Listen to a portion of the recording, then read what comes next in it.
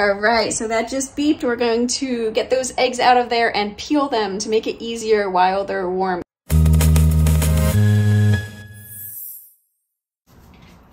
All right, so now we are going to de-shell these. Go ahead, they're a little hot. Rinse them off with cold water so you don't burn your hands.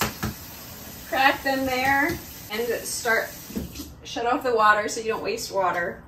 And start peeling those shells off. One trick that I found is that once you get the top peeled off, you can take a spoon and just run it along the side of the egg. And the shells pop off so easy. But you can see they're coming off pretty easy even without it. So, one done. 13, it's hot.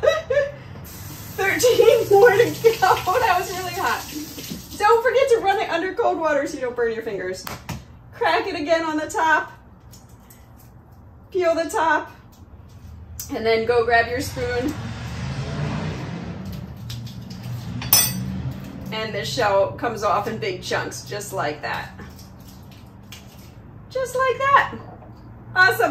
When you're done peeling them, you want to just rinse them under cold water again. Make sure you get all those shells off. If you haven't done so already, be sure to hit that subscribe button down below and smash that like button for me. One of the tricks that I found is that when you are cracking the eggs, you want to either hit them on the top or bottom. I like hitting them on the pointy top to crack them, and then that's where I am able to peel from. So that's what I found works best. Some people like to roll them like this, but I feel like it cracks into too many pieces and then you don't get those big chunks.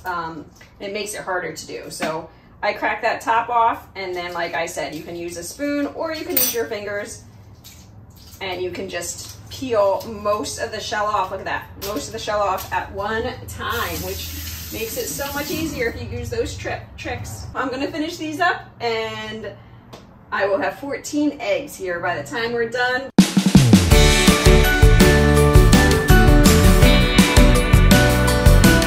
I have all the eggs peeled.